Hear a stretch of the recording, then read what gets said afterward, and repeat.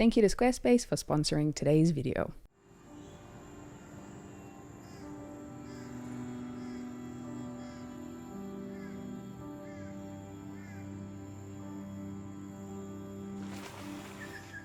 Back in Australia, back hiring this Yochi van through Camplify, back once again to surprise my family. So I booked my ticket 24 hours later. I was on the plane to Australia. So I just picked up the van. I've unpacked myself. I think one of the coolest things though is that the chick that picked me up, that showed me around this van, just happened to be Jules. And she is an incredible freediver. I can't believe this is happening. Like, I didn't know why on earth I was so pulled to Byron Bay all of a sudden. There was no logic to this idea that I came out here. Follow the heart every time. This is for filing cabinets. This is for steering your life in the right direction. Oh, and of course, you better believe that I found the next candidate for FreeHuman. Let's go, another episode with an epic human, because Jules, I can't quite fathom that this person just waltzes into my life. She's got the most incredible life. I cannot wait for you to meet her.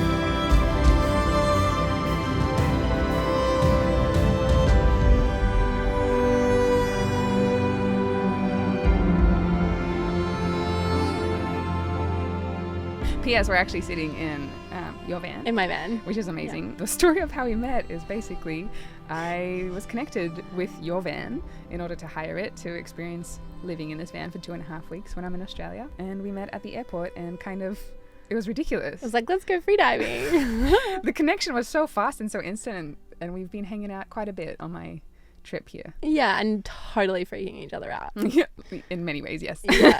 You know, in Pilates class where they do like the breath work and you have to move your body to the breath work. So if you inhale, you lift your hips up, and then you exhale and you drop your hips. I'm always still like inhaling. So everyone else has done 3 like lift ups and I'm still going on 1 because of how much more oxygen I can take into my stomach. I want to see if I can prolong my breath.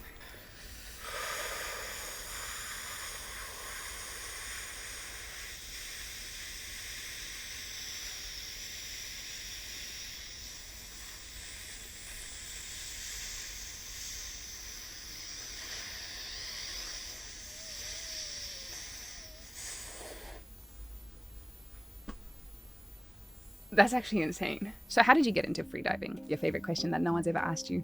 I started playing around with the whole holding the breath thing in the bath when I was a kid. And then that evolved into holding my breath in the ocean. Because if you don't hold your breath, you get dumped by the big waves. And then before I went to go into my third degree in criminal psychology, Oh my God, I forgot that's what you do as well.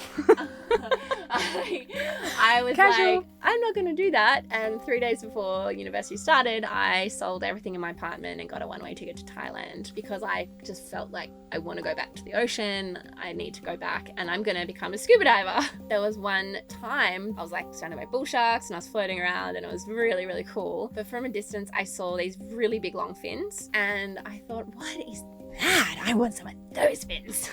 And I came to the surface and I like swam over to them with my big BCD like tank thing, fully inflated like balloon. And I went over to this chick and I was like, what are those? And she said, I'm a freediver. And I just thought, that is so cool. I want to be like that. I want those fins. And then when I got to 29, I went back to the water by myself to Bali and there was a freediving competition going on and I was the photographer for the freediving competition. It was the Australian Depth Nationals. And 2 days before the competition, my coach, she said to me, hey, can you compete? Because we need more freedivers. We just had someone drop out. We need another chick. So then I competed and I came third, but that kind of like snowballed into doing the Australian Pool Championships. And then I got a place representing Australia in the World Championships in Honduras. And then I think I was ranked 11th or 12th in the world from that competition. And I took my freediving from, you know, a 10 meter, 15 meter freediver to 50 meter freediver in 6 months.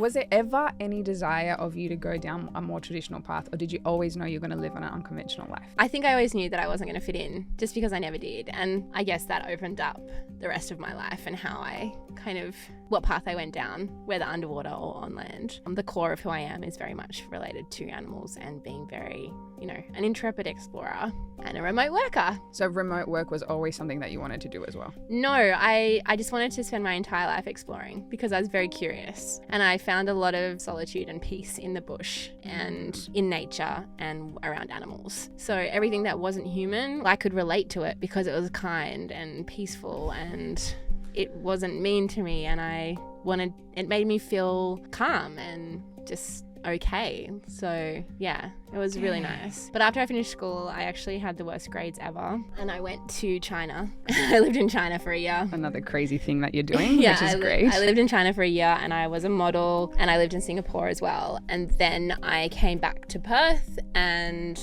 I then got a one-way ticket to Sydney. And I lived in Sydney for 12 years. And during that time, I also went to Thailand, where I did my diving course. And I went to South America and traveled a lot. And I also built my wildlife series. Yeah, the other part of what I've been doing. So I spent nine years building that series. And it wasn't even building that series. I spent 9 years kind of getting involved in wildlife conservation and reporting on it in my own way. And now I have a van company. Yeah, no, this is cool because I don't often get to talk with someone that's like, hey, I have interest in so many different things and I want to do all these things. Yeah. I feel calm in knowing that there's other people similar. What, crazy? Yeah. And that, in answer to your question, did I know that I always was going to be someone that worked for myself and had a nomadic life? I'm pretty sure, yes, I do. I think I've had, in my whole 37 years, I've worked for somebody maybe 2 of those years, as in at an office desk. Same. Yeah, I've had 2 years working at an office desk, and that was enough for me. For somebody else. Naturally, life is just continuing to be completely outrageous, and I am on my way very shortly to, oh my god, freedive with Jules. And she's just gonna like hang out with me and her crew for like 2 to 3 days and just teach me shit. I'm overwhelmed with how the universe works. I don't really get it. I don't really know why I feel like it's always the right people that are put in front of me. And I really need to learn to surrender because it seems that everything always happens at the perfect time. And I'm just immensely grateful for life. It honestly feels like the universe is like, I've got you, bubble wrap. It's really weird, but I'm so thankful. So goggles, suits, let's go freediving.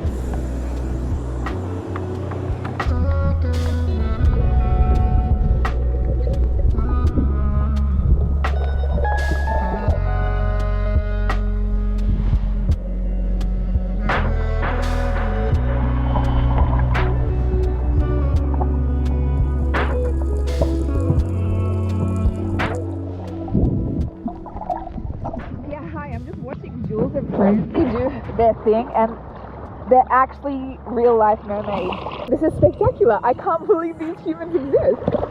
Oh my god! Wow, to be in their presence when they're in their element. I'm actually in awe. This is insane. Do you just look majestic all the time? Like, it sounds like the breath really is the secret. Like, not everybody has to go underwater. Whilst I'm learning the secret of how beautiful it is to be underwater, face to face with a manta ray or face to face with a turtle, and how, oh my god, freaking dope it feels, and just going down and just down, down, down, down, and then looking up, being like, wow, that's my life breath up there, but I'm down here right now. Like, it feels so cool to have that opportunity. Yeah. I just realized that you bend time with your breath. You bend time with that. Yeah. Holy shit. I hold time. Like, you are the master of time because you decide when to call the shots. And you step into time when you want to, but momentarily it's paused because you're holding it and you're stopping everything.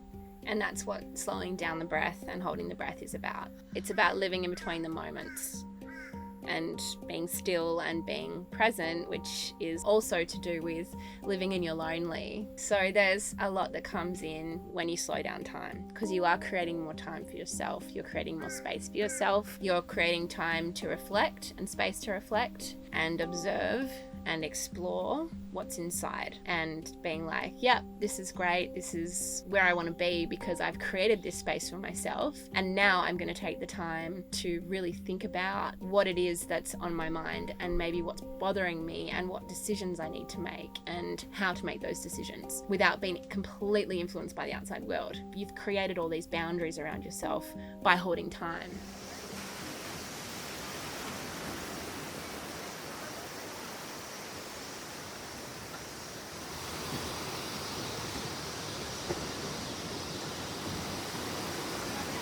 This could easily be the greatest moment of my life, actually. Are you kidding me? What? Oh my god.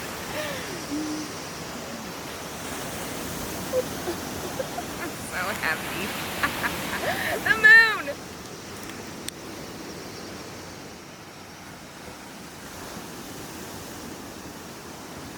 I think the burning question is, how the fuck do you afford this lifestyle that you've lived? Because it's such a wild reality that you've lived. Yeah.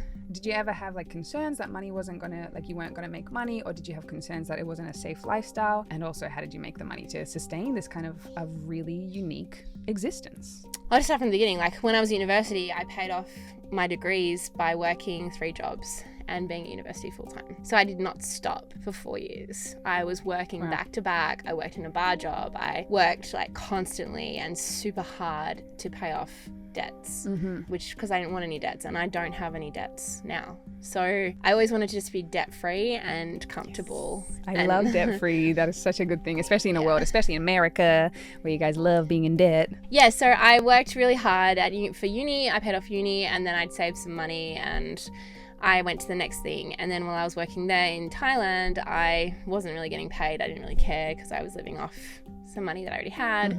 And then when I started my own family photography business, I started I charged $130 per photo shoot, and then I worked myself up to like $800, $1,200. And then that money was put into my show and all of the work to do the show, which meant going to Africa 4 times and doing a whole bunch of stuff in Africa.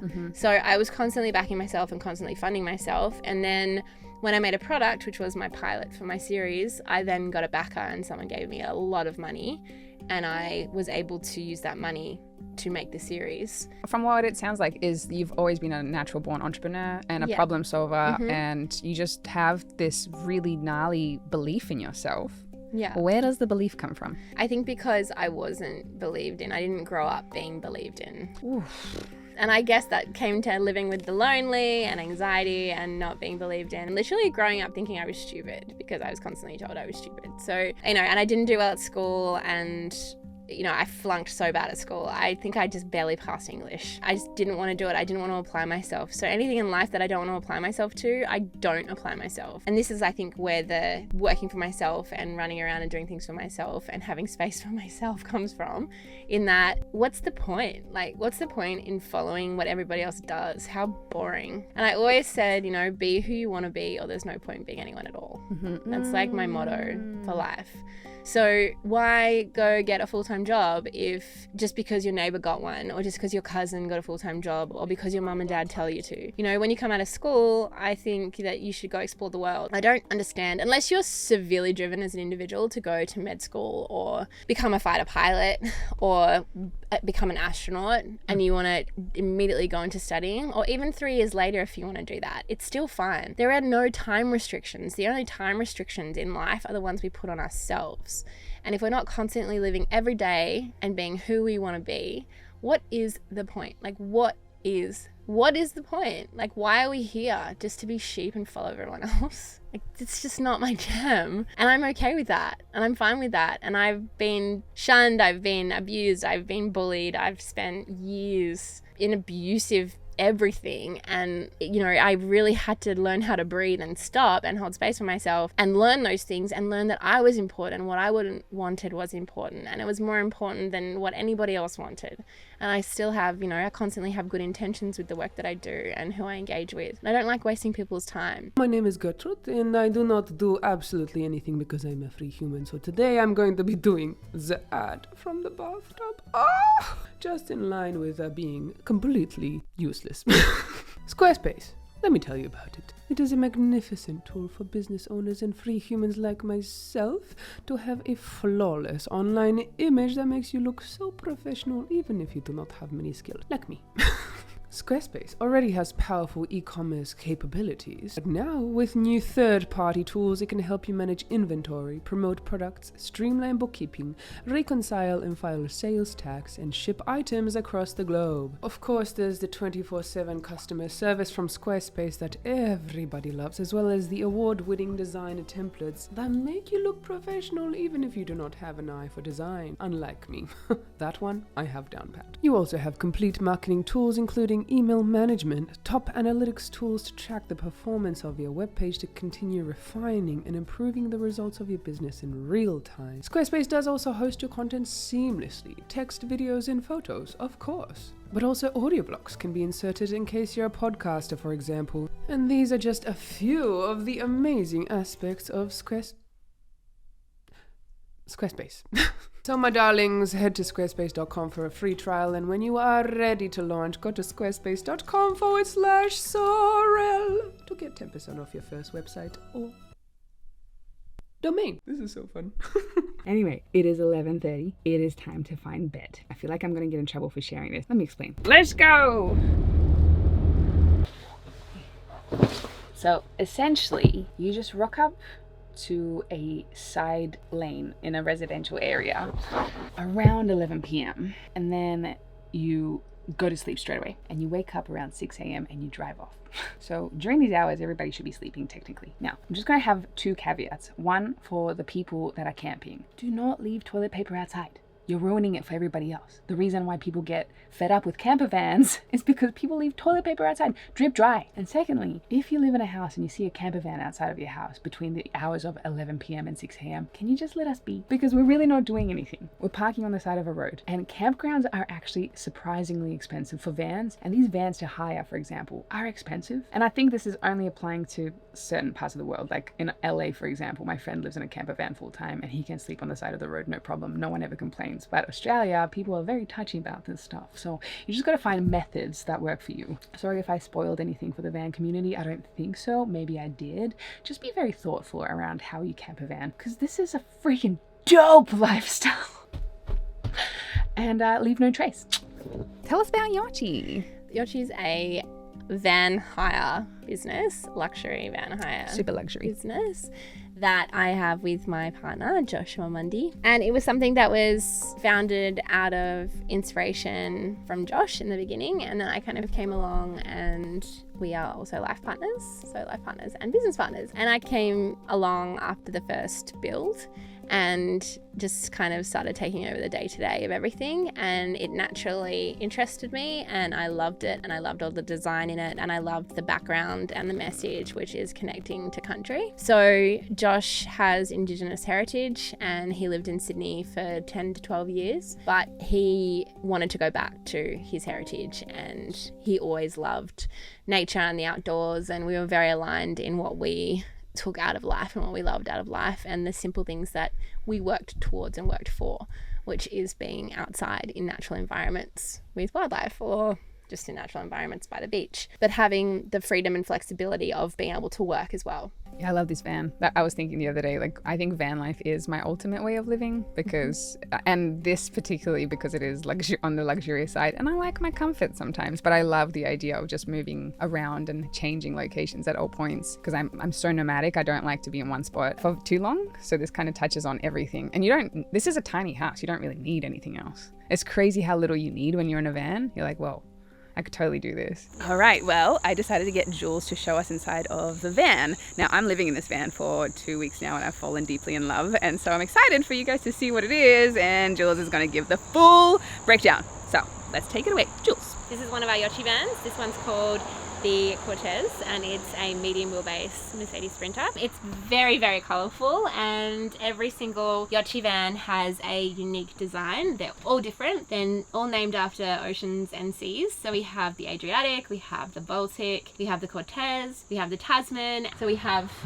all of these beautiful little Mexican tiles that we added as a last addition to kind of blend all of the bright, beautiful colors in here. Really gorgeous Pony Rider linen, which is super, super bright. The van's amazing because you can park it in the sun and it will charge within 3 hours, like from flat to full. And also it charges with driving, which is awesome. The power source of this van has been designed in a way that it can be extremely self-sufficient. So you don't need to rely on a campsite, and you can, I don't know, go out in the wild and connect to country for days on end without seeing anybody and still have 240 watt power and 12 volts. So you can charge a laptop, watch the projector, use hot water. It's also got air conditioning and heating, which is really cool. The layout in this van is very different to most vans that you'll see, or any van you'll see actually, because we have fabricated a incredible queen size bed, which we call the sky bed, because the entire thing rolls out and it reveals this gorgeous couch system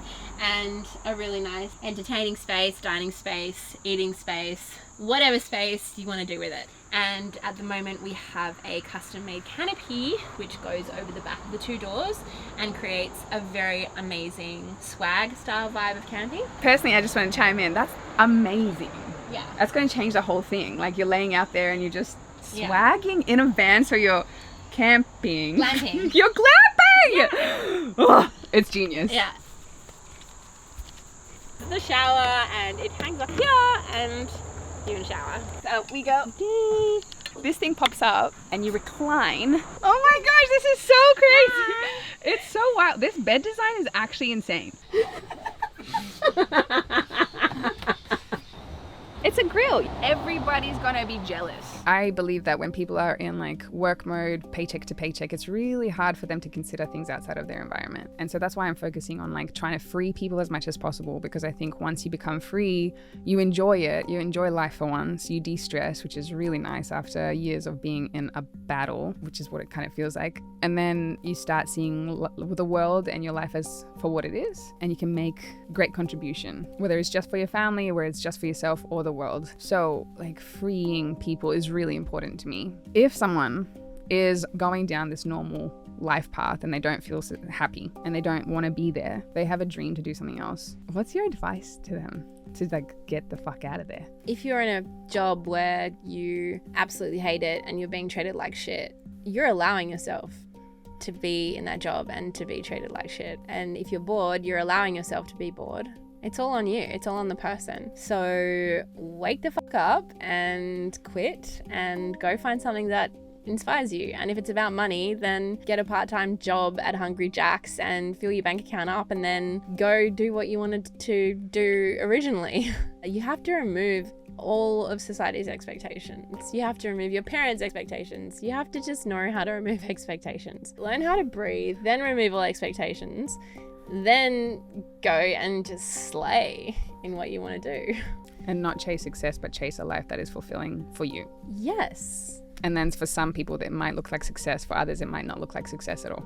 But that's their problem. Everybody needs to take responsibility for where they are in life. And if they want to change it, they're responsible for changing it. And they're also responsible for letting in the judgment and the expectations. That's on them. That's on you. You got to manage it. You got to work on it. And you've got to accept that most of the time life is hard until you find a space where it's not. But does that mean that space involves working or not working? Again, what is your definition of success? What is your definition of expectations? These are all things that kind of come together to create the way that I choose to live.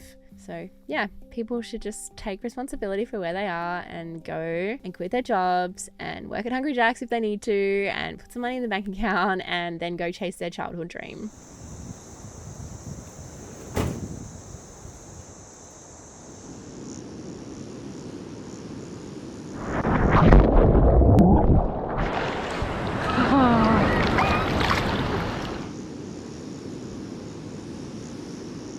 So it's 2 p.m. on Monday and I just went for a swim and there was basically no one at the beach except for a few parents and a few really young kids. And I'm so joyful. I'm having the time of my life doing handstands, swimming. And I kind of felt like a kid, as if, you know, I'm as carefree as what a kid is. And I realized I hadn't really had that feeling for a very long time. I think that's what being free is. You know, when you're a kid, you really don't have responsibilities. And this is kind of where my aim has been to get to my whole life. And I think I'm now getting to the point where I am owning the fact that I'm free. And I got rewarded for taking a really big risk. And for so long, I actually felt guilty for being successful, for having this life that I've created, because people make it out that I'm some sort of evil person. It's not like if I was even showcasing my life sometimes. I feel like just by me existing, the amount of people that were hurt and triggered and really disliked me for just living my life got a little bit overwhelming, and I took that on. I thought, I can't be showcasing my life because I know a lot of people don't have this existence, so how rude of me. I don't force anyone to watch my videos. I'm living my life. I could just be literally not on YouTube anymore. I could just hide away in the corner, but I just love this thing called YouTube. I've loved it from the start. I loved it before anybody understood what this YouTube thing was. They laughed at me when I was like, I'm making videos. They were like, what are you doing that for? I just love it. And now I get to create this Free Human series. I get to showcase these amazing humans living alternative lifestyles. And again, I'm not forcing anyone to watch these things. I just find it fascinating that these individuals were brave enough to take this really scary step of living this unconventional life, and it worked out for them. And honestly, I want to be the bad influence. I want to be the auntie that is the bad influence that says, hey, don't follow the safe route. Be ridiculous. Take the biggest risks, because honestly, you'll be fine. You'll be fine. You'll find a way. You're more resilient than you could ever imagine. But if you don't take that risk, you're going to be so sad and so miserable and so depressed, because you're not living your true honest self, and you're living a trap. And I know that society, the way we've structured it, is a trap. And I know there's an alternative way. No, it's not easy, because it's not the normal way, and there's no defined path. I just feel so good. And I don't feel guilty anymore for the life that I've created for myself. I don't. I really feel free in so many ways now. Like, I said this before, but freedom isn't your outer circumstances, it's an internal space. If you feel free inside, that's true freedom. That's actually the only freedom that matters. Cool.